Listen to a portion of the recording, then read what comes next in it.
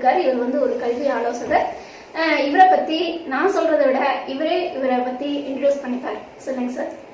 வணக்கம் ஏவிசி உறுப்பினர்களே, உங்களோடு எனது கருத்துக்கள் சிலவற்றை பகிர்ந்து கொள்வதில் ரொம்ப மகிழ்ச்சி அடைகிறேன். நான் ஒரு 30 ஆண்டு காலம் அரசு துறையில் கல்லூரி பேராசிரியராக இருந்தேன்.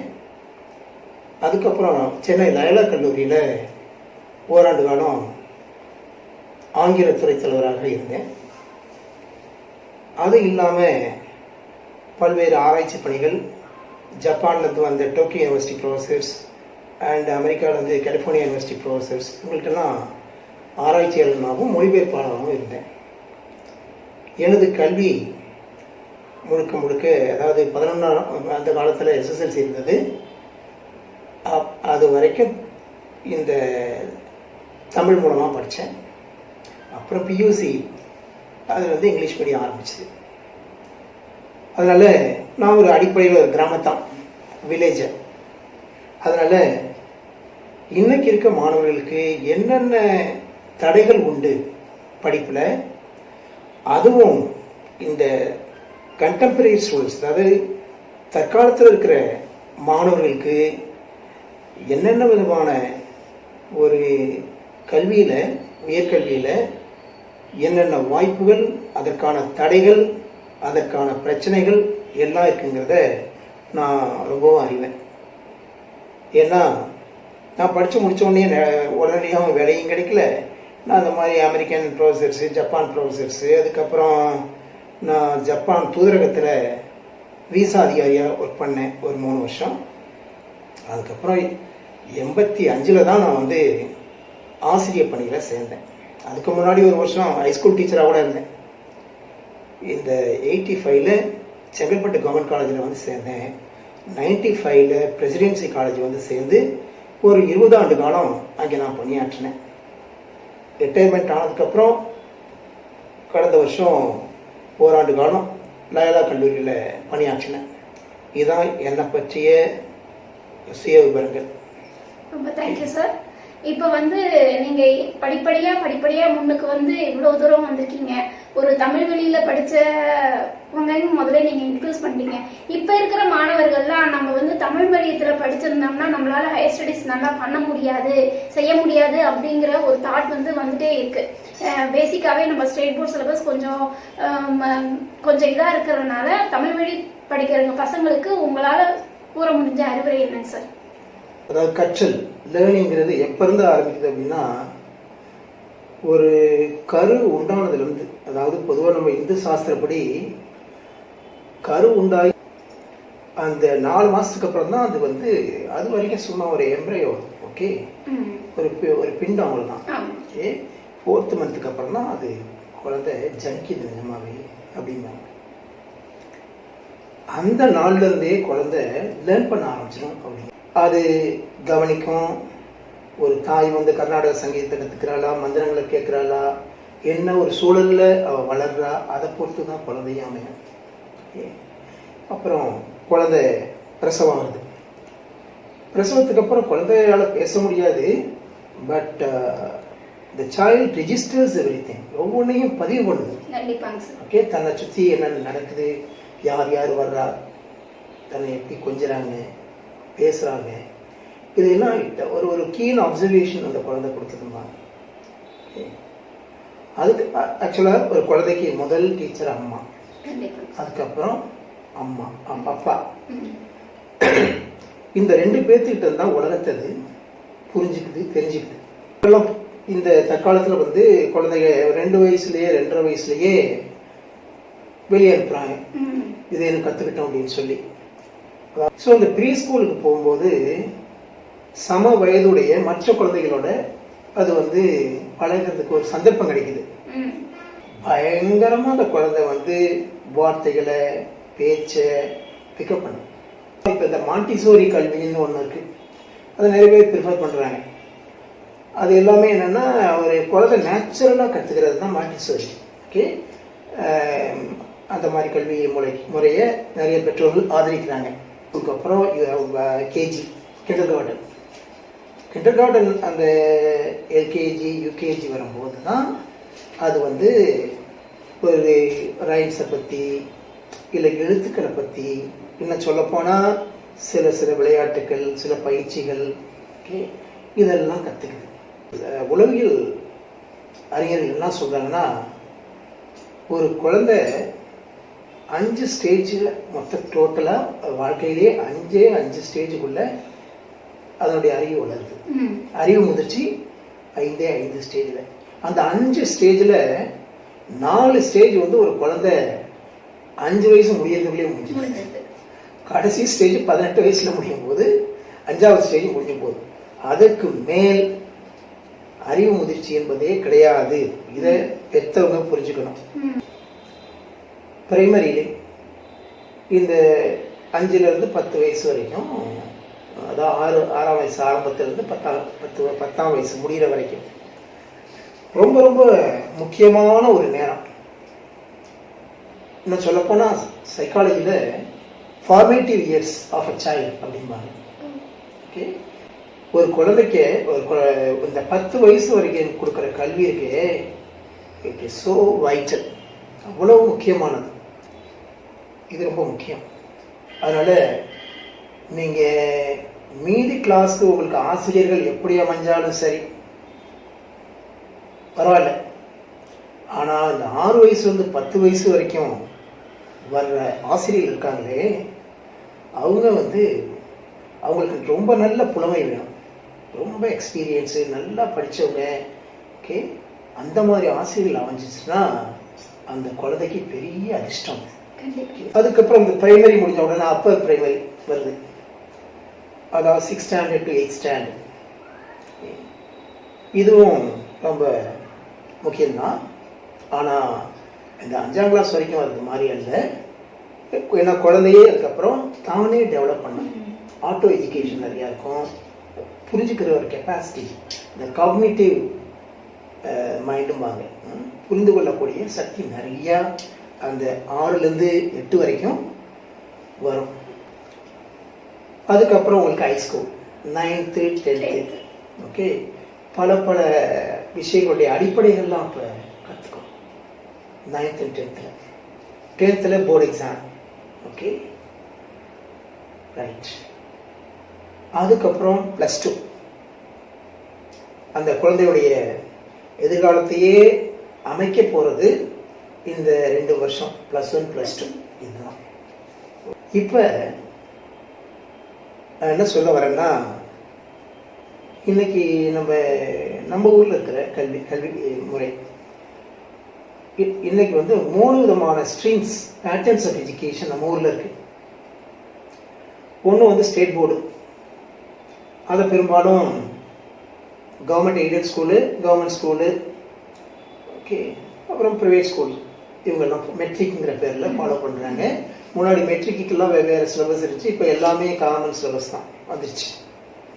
ஆனால் ஒரு விஷயம், இது இந்த தமிழ் மீடியம், இங்கிலீஷ் மீடியங்கிற இது 2010 அப்போ இருந்த அரசாங்கம் எல்லா மாணவர்களுக்கும் ஒரே விதமான கல்வி இருக்கணும் அப்படிங்கிற முறையில் சமச்சீர் கல்வின்னு கொண்டு வந்தாங்க. அதையும் சாதாரணமாக கொண்டு வரல, பலவித ஆராய்ச்சிகளின் அடிப்படையில் கொண்டு வந்தாங்க. இன்னொரு முக்கியமான விஷயம் சொல்லணும், இந்த நீங்கள் அதாவது பிரைமரி ஸ்கூல்லேருந்தே பாடத்திட்ட முறைகளை யார் அதுக்கு அதனுடைய NCF போடுறாங்கன்னு, NCFனாக்க நேஷ்னல் கரிக்குலம் ஃப்ரேம்வொர்க், கல்வியுடைய அடிப்படை. அதாவது 3ஆம் கிளாஸில் முதல் பாடம் கணக்கில் என்ன வரணும், எதை பற்றி சொல்லணும், அறிவியலில் என்ன வரணும், 7வது யூனிட் என்னென்ன சொல்லணும், இதையெல்லாம் யார் தீர்மானிக்கிறான்னா இந்த நேஷ்னல் கரிக்குலம் ஃப்ரேம்வொர்க்கு இதுதான். ஸோ பேட்டர்ன்ஸ் ஆஃப் எஜுகேஷன் எதாக இருந்தாலும் இந்த அடிப்படையை வந்து நேஷனல் லெவலில் தீர்மானிக்கிறாங்க. அதுக்கு தகுந்த மாதிரி ஒவ்வொரு ஸ்டேட்லேயும் புக்கு போட்டுட்டு இருந்தாங்க. அதுலேயும் நிறைய குழப்பம். சமச்சீர் கல்வி ஒரு புக்கை கொண்டு வந்தது, இன்னும் சொல்ல போனால் ரொம்ப எளிய முறையிலேயே இருந்துச்சு. அதனால மாணவர்கள் நிறைய நல்ல மார்க் 500க்கு 500லாம் ஒரு 50-100 பேர் எடுத்தாங்க. ஆனால் 2011 இந்த 2014 17லயோ நம்ம இந்த ரிவைஸ்டு சிலபஸ் வந்துச்சு. லேட்டஸ்ட் 17 18லயோ. ஏன்னா நான் கல்லூரி ஆசிரியராக இருந்தாலும் ஸ்கூல் எஜுகேஷனோட ரொம்ப நெருங்கிய தொடர்பு உள்ளவன். எல்லாம் சேர்மனாக இருந்தேன். இங்கிலீஷ்க்கெல்லாம் புக்ஸ் போடுறதுக்கு நான் சேர்மனாக இருந்தேன். அதனால் அப்புறம் மற்ற பாடங்களுக்கு நான் கமிட்டி போட்டு கொடுத்தேன். அதனால் ஸ்கூல் எஜுகேஷனை பற்றி நல்லா தெரியும். 2014 வந்து இந்த புதிய அரசாங்கம் காங்கிரஸ் போய் பிஜேபி வந்துச்சு. காங்கிரஸ்காரங்களே ஆரம்பிச்சிட்டாங்க, நீட்டுங்கிற பச்சை வேணும் ப்ரொஃபஷனல் எஜுகேஷனுக்கு, முக்கியமாக டாக்டர் படிப்புக்கெல்லாம் வந்து நீட்டுன்னு ஒரு பொதுவான தேர்வு தேவை அப்படின்னு அவங்க தான் ஆரம்பிச்சது. என்ன பிரச்சனைனா, தற்போது உள்ள பள்ளிகளில் உள்ள ஆசிரியர்களுக்கு எந்த அளவுக்கு திறமை உண்டு, இந்த அருமையான புத்தகங்களை பயிற்றுவிக்கும் அளவுக்கு திறமை உண்டா இல்லையா, இதுதான் இன்னைக்கு கேள்வி. ஒரு புத்தகம் அதை எந்த அளவுக்கு ஆசிரியருக்கு 100% புரிஞ்சிருந்தாதான் அவர் ஒரு 80%மாவது வகுப்புல டீச் பண்ண முடியும். அதை பையன் புரிஞ்சுக்கணும். இன்னைக்கு ஏன் வந்து இந்த பெரிய பெரிய கோச்சிங் சென்டர்ஸ் இருக்குது, இந்த ஆலனோ இல்ல Chaitanya, original Chaitanya, okay, original Narayana, okay, இந்த மாதிரி ஆக்சிஸ், இந்த மாதிரி நிறைய இருக்கு. அவங்கெல்லாம் வந்து காலேஜ் டீச்சர்ஸை வச்சுக்கிட்டு இந்த கோட்டா, ராஜஸ்தான் கோட்டாவிலையோ இல்லை மற்ற இடங்கள்லையோ இந்த கோச்சிங் கிளாஸ் எடுக்கிறாங்க. அது மட்டும் இல்லாம சார், அங்க அவங்க எடுக்கிற ஸ்டாஃபே வந்து வெல் ட்ரைன்டா இருக்கவங்க எடுக்கிறாங்க. College teachers. ஆமா, அவங்களுக்கு இது ஒரு இது இல்லை. ஆமா, ஓகே, பிரச்சனை இல்லை. அதனால அவங்களால ஈஸியா நல்லா எடுக்க முடியுது. சிபிஎஸ்சில எப்படின்னா பாடத்திட்டம் எப்படி பண்ணிருக்காங்கன்னா, முதல்ல கான்செப்ட், ஏன் எதனால என்னங்கிறத கான்செப்ட் அதை சொல்லி கொடுத்துட்டு அதுக்கப்புறம் பாடத்துக்கு வருவாங்க. அதுக்கப்புறம் பாடத்துக்கு வந்தாலும் क्वेश्चंस கேட்கும்போது அது ரெலவென்ட்டாவே இருக்காது. அதுல கொஞ்சம் அட்வான்ஸா மாத்தி, அதாவது क्वेश्चन கேட்கறதுல 4 வகையான क्वेश्चंस சொல்றோமா. ஆமா சார். ஸ்ட்ரைட்டா கேக்குற கேள்வி அதான் நம்ம பழைய பாடத்திட்டத்துல நம்ம யூஸ் பண்ணுவோம். அனலிட்டிக்கல் क्वेश्चंस ரொம்ப கஷ்டம். ஓகே, கிரிட்டிக்கல் क्वेश्चंस அதுவும் கஷ்டம். ஓகே, அப்புறம் ரெஃப்ளெக்டிவ் क्वेश्चंस, இந்த மாதிரி क्वेश्चंस கேட்கறதுல பல வகையான இது உண்டு. நம்ம மாணவர்கள் வந்து என்ன சொல்ல போனா நீட்ல எல்லாம் ஏன் ஃபெயில் ஆகுறாங்க, டைரக்ட் क्वेश्चंस கிடையாது. ஆமா இல்ல, ஸ்டேட் போர்ட்னாவே டைரக்ட் क्वेश्चंस எழுதி தான் பழக்கம். அப்போ நீட்ங்கும்போது உங்களுக்கு வர ட்விஸ்டட் क्वेश्चनங்கும்போது அவங்களுக்கு எழுத வரல. அது வரல. அதுக்கு நம்ம ஆசிரியர்களும் ட்ரெயின் ஆகணும், மாணவர்களும் ட்ரெயின் ஆகணும். ஸோ அதனால முதல்ல மாணவர்களும் ஆசிரியர்களும் அந்த method of teaching and method of லேர்னிங்கை வந்து மாற்றணும். ஓகே, அதுக்கு தகுந்த மாதிரி டீச்சர்ஸ் அப்பாயிண்ட் பண்ணணும். ஓகே, அது புதிய கல்விக் கொள்கை திட்டம் முழுக்க சென்ட்ரல் கவர்மெண்டால வடிவமைக்கப்பட்டு அதை செயல் வடிவமாக்குறாங்க 2021 இதுக்கு வந்து 2022-23 புதிய பாடத்திட்டத்தின்படி ஒரே மாதிரியான பாடத்திட்டம் இந்தியா முழுக்க வரப்போகுது. Okay, same syllabus, uniform syllabus for all over India. Okay, அப்படி அதை வந்து என்சிஆர்டி அவங்க வந்து புக்ஸ் எழுதுறாங்க. நான் சொன்ன மாதிரி நேஷனல் கரிக்குலம் இருக்கு, ஃப்ரேம் ஒர்க் இருக்கு, அதை பேஸ் பண்ணி அவங்க தான் ஒரு உலக அளவில் இருக்கிற இந்திய அறிஞர்களை வச்சு புக் எழுதுறாங்க. ஓகே, அது கஷ்டமோ ஈஸியோ தெரியாது. ஓகே, அதை கொண்டு வர்றாங்க. இது ஒரு என்னை பொறுத்தவரைக்கும் இது ஒரு வரவேற்க தகுந்த திட்டம். என்ன திட்டம் வரப்போகுது ஏன்னா இப்போ எல்லாமே இது வரைக்கும் மாநில அளவில் இருந்த போட்டித் தேர்வுகள், பாடத்திட்டங்கள் எல்லாமே வந்து தேசிய அளவில் கொண்டு போகிறாங்க. ஓகே, வந்து ஒவ்வொன்றும் ரயில்வே ரெக்ரூட்மெண்ட் போர்டில் வந்து நீங்கள் ஆல்ரெடி யூபிஎஸ்சி இருக்குது. ஓகே, மீறி எல்லா விதமான போட்டித் தேர்வுகளும் எல்லாமே ஒரே கமிஷன், பேங்கோ மற்றது எல்லாமே நேஷ்னல் லெவல் அந்த மாதிரி போகுது. ஓகே, அதனால நம்ம அதே அந்த பாடத்திட்டத்தை எல்லாரும் கண்டிப்பாக ஃபாலோ பண்ணி ஆகணும். பிகாஸ் அரசியலமைப்புப்படி வந்து 3 லிஸ்ட் உண்டு, central list, state list, concurrent லிஸ்ட்னு. பட் இனிமேலும் சென்ட்ரல் லிஸ்ட் மட்டும்தான் இருக்கும். ஓகே, கன்கரண்ட் லிஸ்ட்டுக்கெல்லாம் வாய்ப்பு இல்லை. ஓகே, நான் சொல்கிறேன் நீ கேள், அவ்வளோதான். ஓகே, நோ டூ ஒப்பீனியன்ஸ் அப்படின்றாங்க. பட் அந்த சிலபஸ் வந்துட்டாலும் நீங்க சொன்ன மாதிரி சார் ஸ்டாஃப் முதல்ல வந்து நல்ல வெல் ட்ரெயின்டா இருக்கணும். வெல் ட்ரெயின் ஃபர்ஸ்ட் இயர் மட்டும் தான் கொஞ்சம் கஷ்டமா இருக்கும். அப்ப வந்து உங்களுக்கு வந்து நம்ம தமிழ்நாடு ஸ்டூடெண்ட்ஸுமே மற்ற ஸ்டேட்ஸ்ல வந்து மற்ற ஒரு எக்ஸாம்ஸ்க்கு entrance exams national level entrance எக்ஸாம்ஸ்லாம் உங்களுக்கு வந்து போட்டி போடுறதுக்கு இன்னும் ஈஸியா இருக்கும். கண்டிப்பா இந்த மாதிரி என்ன சொல்ல போனா எனக்கு அந்த 7ஆம் கிளாஸ் 8ஆம் கிளாஸ் புக்கை பார்த்த உடனே இதெல்லாம் வந்து மினிமம் ஒரு குறைஞ்சபட்சம் ஒரு எம்எஸ்சி செகண்ட் கிளாஸ் எடுத்தவங்க தான் இதெல்லாம் நடத்தணும்னு நினைச்சேன். Okay, second class MSc. இப்போ 9th 10th கண்டிப்பாக எம்எஸ்சி குவாலிஃபைட் பீப்புள் தான் பண்ணணும். ஓகே, ரொம்ப டிஸ்டிங்ஷன் வாங்கின ஆட்கள் தான் +2 போகணும். இதெல்லாம் என்னுடைய எதிர்பார்ப்பு. ஓகே, ஏன்னா பள்ளி என்பது ஒரு தரம் வாய்ந்ததாக இருக்கணும். ஓகே, அந்த மாதிரி. ஸோ எஜுகேஷன் வந்து ஏன்னா இன்னைக்கு சிங்கப்பூரை பாருங்க. சிங்கப்பூர்ல வந்து நம்ம ஊர்ல இன்னைக்கு ஐஏஎஸ் ஐபிஎஸ் தான் ரொம்ப ரொம்ப முக்கியத்துவம் கொடுக்குறோம். அதில் ரெக்ரூட் பண்றதுக்கு ரொம்ப பயங்கரமானது இப்போ இருக்கிற ஐஏஎஸ் ஐபிஎஸ். சிங்கப்பூர்ல இதை காட்டிலும் அதிகமான இம்பார்ட்டன்ஸ் எது கொடுக்குறாங்கன்னா டீச்சர்ஸ் ரெக்ரூட்மெண்ட் பண்ண கொடுக்குறாங்க. ஓகே, டைரக்டா யாரும் டீச்சர் ஆக முடியாது. ரொம்ப 3 tier 4 tier kind of testing அதை பண்ணிட்டு வந்தாதான் ஒரு டீச்சர் ஆக முடியும் சிங்கப்பூர் மாதிரி இடங்கள்ல. ஓகே, அவ்வளவு முக்கியத்துவம் இந்த ஆசிரியர்களை தேர்ந்தெடுக்கும் போது அரசோ தனியார் நிறுவனங்களோ அவங்க கடைபிடிக்கணும். அது கல்வி தகுதி மேலும் மேலும் மேலும் அதிகமான கல்வி தகுதியில் இந்த கல்வி நிறுவனங்களை நடத்துபவர்களும் சரி அரசாங்கமும் சரி கொண்டு வரணும். அரசாங்கம் ஏற்கனவே கொஞ்சம் வந்துருச்சு. ஆமா, நானே 10 தடவைக்கு மேல கொஸ்டின் செட் பண்ணியிருக்கேன் டிஆர்பிக்கு. ஸோ கொஸ்டின்ஸ் வந்து ரொம்ப டஃப்பாக இருக்கணும். ஓகே, டீச்சிங் ரொம்ப ரொம்ப ஸ்ட்ராங்காக இருக்கணும். சிலபஸ் ரொம்ப ரொம்ப ஸ்ட்ராங்காக இருக்கணும். ஓகே, இதன் அடிப்படையில் நிறுவனங்கள்லாம் அமையணும். ஓகே, அதனால பெஸ்ட் டீச்சர்ஸ் மட்டுமே பெஸ்ட் ஸ்டூடெண்ட்ஸை உருவாக்க முடியும் அப்படிங்கிறது நான் ரொம்ப நம்பிக்கை உள்ளவன். ஓகே, அண்ட் ஸ்டூடெண்ட்ஸ் வந்து அவங்க படிப்புங்கிறது சாதாரண விஷயம் இல்லை.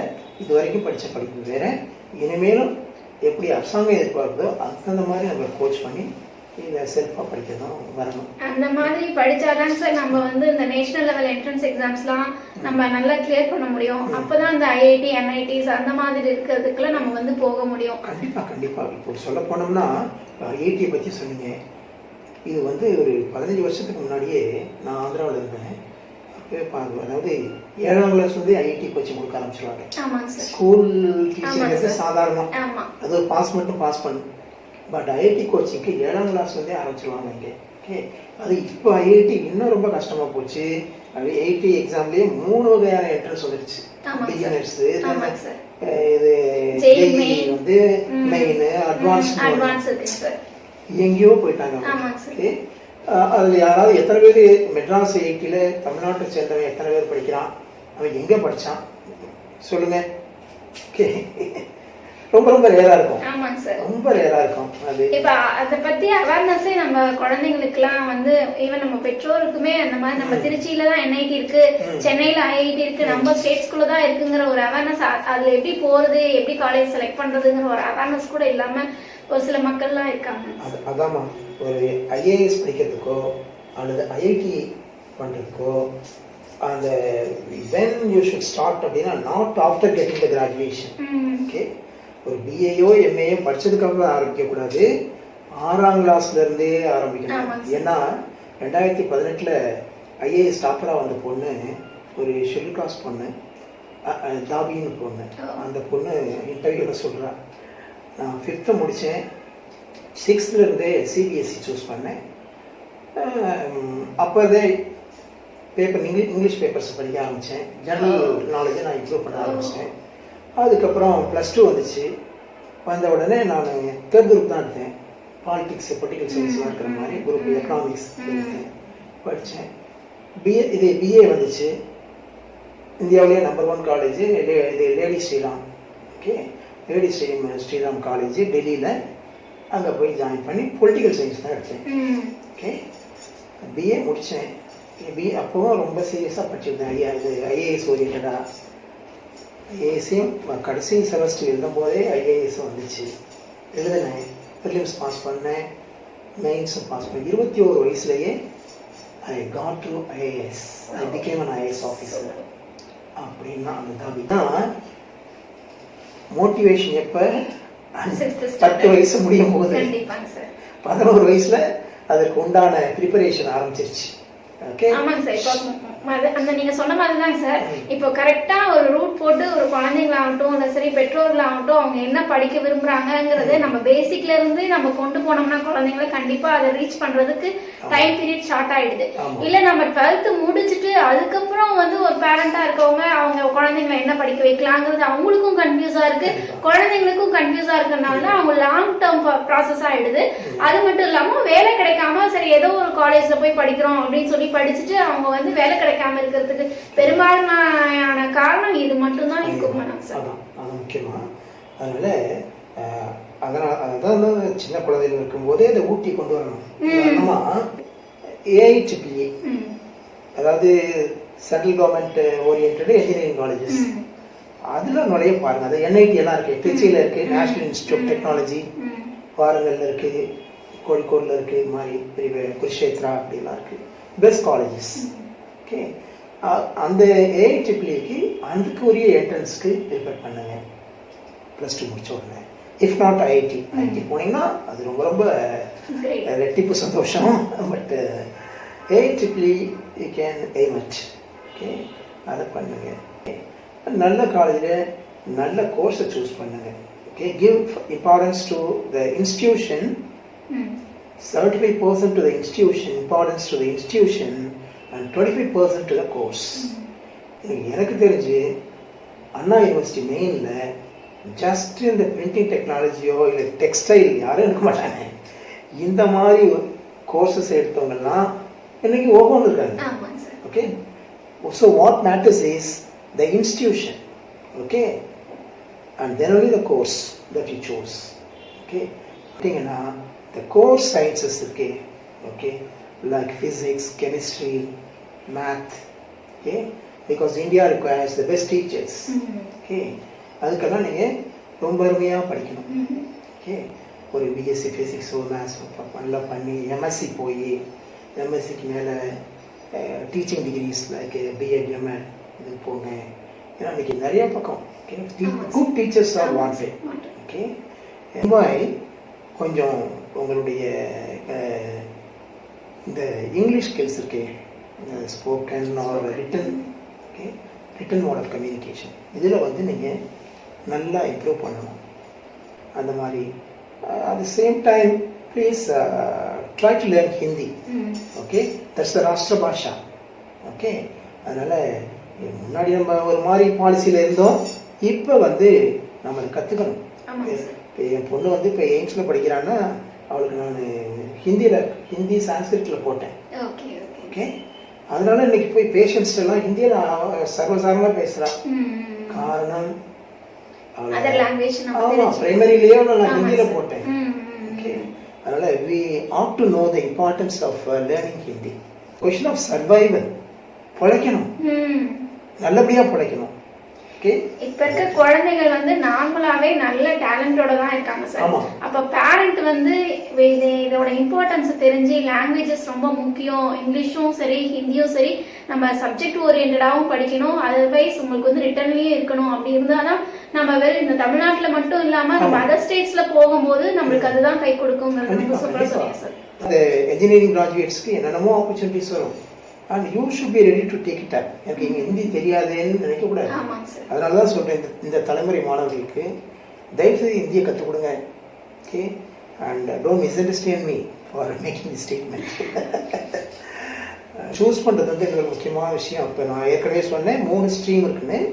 இப்போ 2022-23 ஒரே ஸ்ட்ரீம் ஆக போகுது. தட் இஸ் CBSE சென்ட்ரல் எக்ஸாமினேஷன்ஸ்லையும் எல்லா பரீட்சையும் CBSE அடிப்படையாக வச்சு தான் நடத்த போகிறாங்க. ஓகே, நீட்டோ மற்றது எல்லாமே. அதனால் தயவுசெய்து இந்த CBSE தேர்ந்தெடுங்க. Okay, and of course every one can if you have the potentials. Okay, உங்கள்கிட்ட திறமை இருக்கா, தகுதிகள் இருக்கா, அது நீங்கள் செல்ஃப் அசஸ்மெண்ட் மூலமாக நீங்கள் பார்த்துக்கணும். ஓகே ஓகேங்க sir. So my good wishes to all the youngsters. Thank you sir. இவ்வளோ அழகா, ரொம்ப அழகா வந்து ஒரு சின்ன குழந்தையிலேருந்து 10th முடிச்சா என்ன பண்ணணும், அப்புறம் 12th முடிக்கும் போது என்ன பண்ணணும், அதில் எப்படி மோட்டிவேட் பண்ணி நம்ம பண்ணணும் அப்படிங்கிறது, அது மட்டும் இல்லாமல் நீங்கள் வந்து இந்த சிலபஸ் எப்படி இருக்குது, சிபிஎஸ்சி சிலபஸ் இருக்குங்கிறது எவ்வளோ டீப்பாக நல்லா சொன்னீங்க சார். ஒரு குழந்தைங்கன்னு எடுத்துக்கிட்டோம்னா அவங்க வந்து அவங்க எதிர்காலம் என்ன இலக்குங்கிறத முடிவு பண்ணிட்டு 6வதுலேருந்து நீங்கள் வந்து அந்த இலக்கு நோக்கி நம்ம பயணம் பண்ணோம்னா ஈஸியாக நம்ம வந்து அப்ரோச் பண்ணலாம் அப்படிங்கிறது ரொம்ப எளிமையாக சொன்னீங்க சார். அது மட்டும் இல்லாமல் நீங்கள் வந்து சாதாரணமாக ரொம்ப வெல் ட்ரெயின்டாக இருக்க ஸ்டூடெண்ட்ஸ் வந்து அந்த மாதிரி நேஷனல் லெவல் என்ட்ரன்ஸ் எக்ஸாம்ஸ்க்குலாம் போங்க, இல்லை அதர்வைஸ் நான் நார்மலாக படிக்கிற ஸ்டூடெண்ட்ஸாக இருக்கா, இங்கே நம்ம தமிழ்நாட்டிலே நிறைய ஆப்பர்ச்சுனிட்டிஸ்லாம் இருக்கு, அதை ஃபேஸ் பண்ணி நீங்கள் போனீங்கன்னா ஈஸியாக இருக்கும்னு ரொம்ப அருமையாக சொன்னீங்க sir. Thank you so much sir. Thank you, ma'am. If you have any queries, you can contact me. My cell number is 9441 94069. Thank you so much, sir.